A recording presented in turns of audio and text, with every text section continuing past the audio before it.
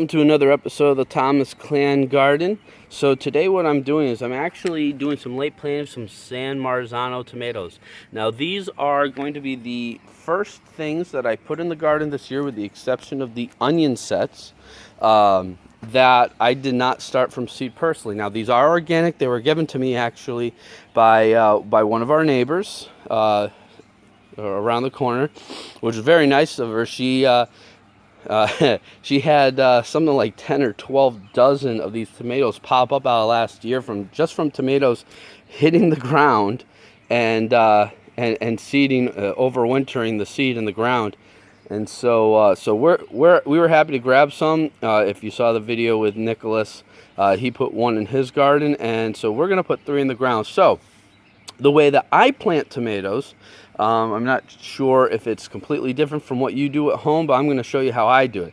So obviously the first thing you do is you dig the hole. Now usually the holes would be deeper, but these are all in a shared pot. The ground's going to get broken up quite a bit. Now, also you can see I already put in our organic manure humus in the middle. Try to get this root out of here. But good enough. And in the middle. Now the reason why I backfill the humus into the hole before the plants, so that way I'm going to set the roots right on top and dig it in, so that way as the roots adjust and spread, one, it's going to hold on to moisture, which the moisture is needed for the plants to drink right away, especially with the shock. They're going to drink. And then the second reason is so that way there is food in the immediate soil to keep the plant healthy.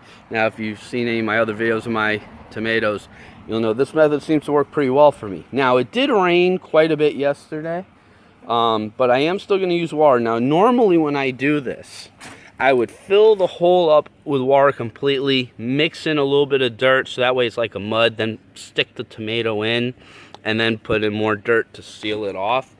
Now, because there's already so much moisture in the soil, I'm not going to fill it up all the way. I'm just going to probably fill it up about halfway, put the plant in, then mix it in. Just because there's already so much moisture in the soil, I don't want to overdo it. But at the same time, they are going to drink a lot, and hopefully they shoot up pretty tall pretty quickly, considering it's so late in the year. Now we were supposed to do this yesterday, but the full moon is coming here in about a couple of hours. And in fact, the moonrise is something like 12 or 1 today.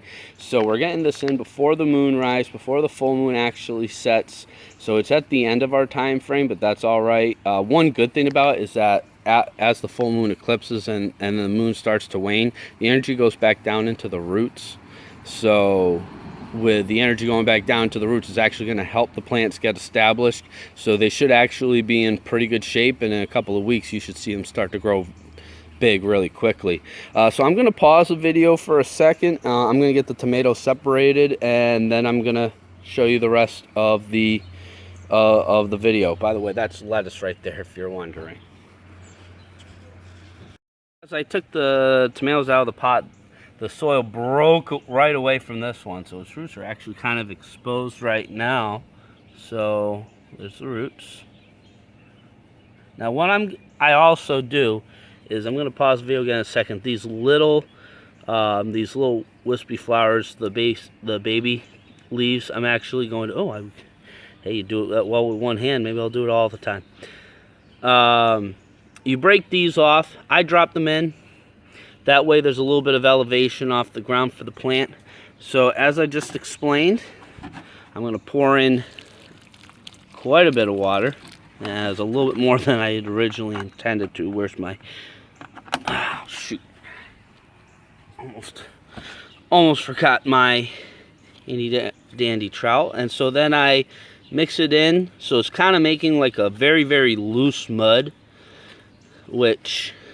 always fun to get that all over your hands right before you go in and see the wife. And so then I just basically bury it down into the mud, and then I'll backfill it with some dry soil. And I'm sorry if you're not getting the best angle here. It's kind of tough to do one-handed.